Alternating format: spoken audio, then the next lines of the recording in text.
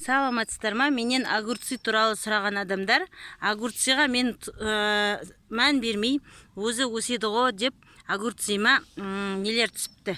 Биттер.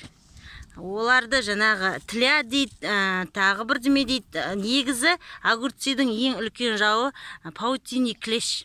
Ол зат көрінбейді көзге, тек қана жадай микроскоппен қараса ғана көрінетін, жапырағын сарғайтып жеп қоятын зат екен. Сондай вредитель. Оның ең басты несі мына фитоверм. Базарда толып тұр, міне, для борьбы с насекомыми и вредителями деп тұр. Қанша құятыны сыртындағы қағазында жазылып тұр. Осыны құйғаннан кейін 10 күнге дейін огурцыды жемей, содан кейін жей берулеріңізге болады. Мына огурцыдың жаңа кейбіреулер айтқан еркек гүл, ұрғашы гүл деп асқабақтағыдай, міне мынау қасында жатқан асқабақ, бұл тозаңдандыруды қажет етпейтін кәдімгі магазиннен сатып алған дән. Өзіне өзі толып шыға береді. Мінекей мынаның бәрі, мінекей жаңбыр жауған ғой, бізде нөсер жауын. Содан балшық-балшық болып қалған. Әйтпесе қиярлары өте көп басында. Мінекей кітте-кітте болып толып тұр. Міне қияр толып тұр. Мына бір үлкен қияры міне жатыр. Бірақ бұл қарасаңыздар, менің жіберген қателігім, жапырағының массасы үлкен болып өспей қалған. Астына көң салдық, бірақ жері менің саздау, соның қаттылығы да бар шығар. Сондықтан бұған аммиачный селитрадан беріп жіберуім керек еді. Соны енді жаңа бүгін ғана бердім, кішкене топырағына сеуіп араластырып жібердім. Сол кезде мынадай огурцыларым, міне қаптап, мынадай күтте огурцылар толып тұр басында. Оның күші жетпей жатыр, солар тартып кетуге. Басында шамалы аммиачный селитраны қосуым керек еді. Себебі бұл қияр деген сондай капризный өсімдік деп айтсам болады, жаңдай. Бапты қажет ететін, әйтпесе осылай өзіне өзі бастап қиярды беріп атады, не өзі де беріп атыр, ешқандай ештеме удобрение бермесем де. Сосын бір күні сарғаяды, өліп қалады. Күші жетпей, сол жаңағы ол удобрениеге байланысты, удобрениені жет сайын беріп тұру керек екен. Қандай удобрение бересіздер дейсіздер ғой? Бірінші жаңа көң, табиғи удобрение, оны астына салу керек. Содан кейін көңді ашытып құюға болады. Болмаса, жаңа айтқан мына аммиачный селитры. Осыдан шамалы бір шай қасықтай сондай берген жақсы. Басында мына жапырағы мынадай болып, менің құсап плеттері кішкентай болып қалмас үшін, бұл менің жерген қателігім ғой, көрсетіп жатқан сіздерге. Осы аммиачный селитрадан қорықпай бір шай қасығын беру керексіздер астына. Бірақ бірден кітте қандай кезінде емес, шамалы бойы өскеннен кейін. Кітте кезінде ол күйдіріп жібереді дейді. Сондықтан шамалы бойы өскеннен кейін аммиачный селитрадан беру керексіздер. Сосын мына жерде суперфосфат тұр. Осы да жақсы фосфор. Болмаса азофоска, тағы не монокалий фосфат деген ішінде фосфор да бар, калий да бар, удобрениелер бар. Бұларға калий жақсы. Калийдің табиғи көзі ол ағаштың күлі. Ағаштың күлін езіп құйсаңыз да, түбіне шашсаңыз да болады. Болмаса калийдің өзін беру керексіздер. Калийдің өзі, кәдімгі жаңа монокалий фосфаттың ішінде фосфор да, калий да бар.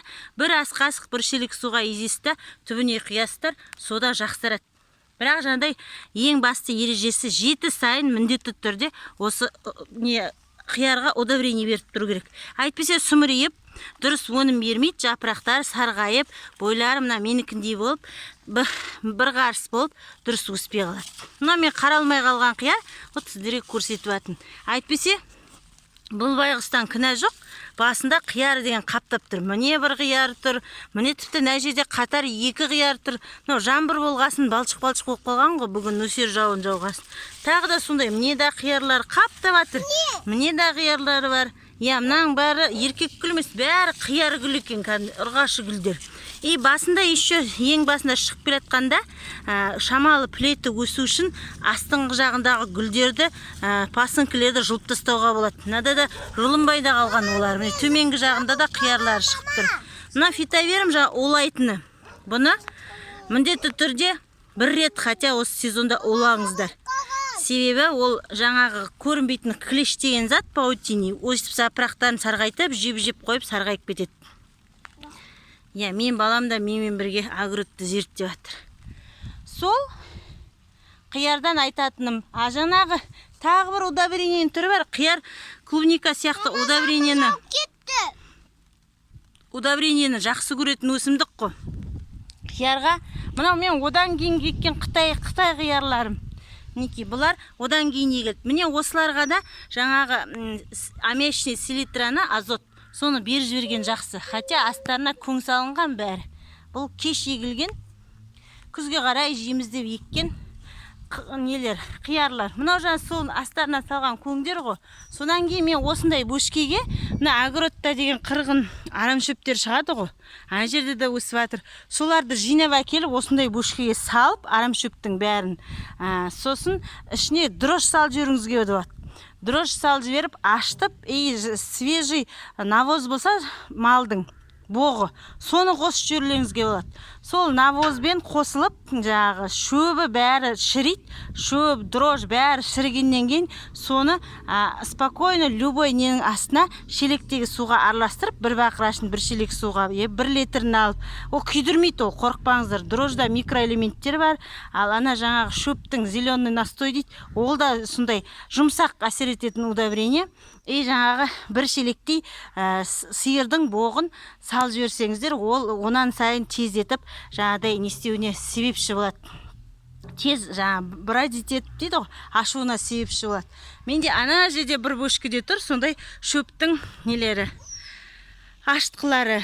Соны аштып алып, оны осы сезонда барлық затқа любой уақытта 7 сайын, 10 күн сайын бере берсеңіздер, ол ешқандай артықтық етпейді. Оны мына баклажан да жақсы көреді. Баклажандарында астына не салынған, мінекей қазір түбінде баклажан беріп жатыр.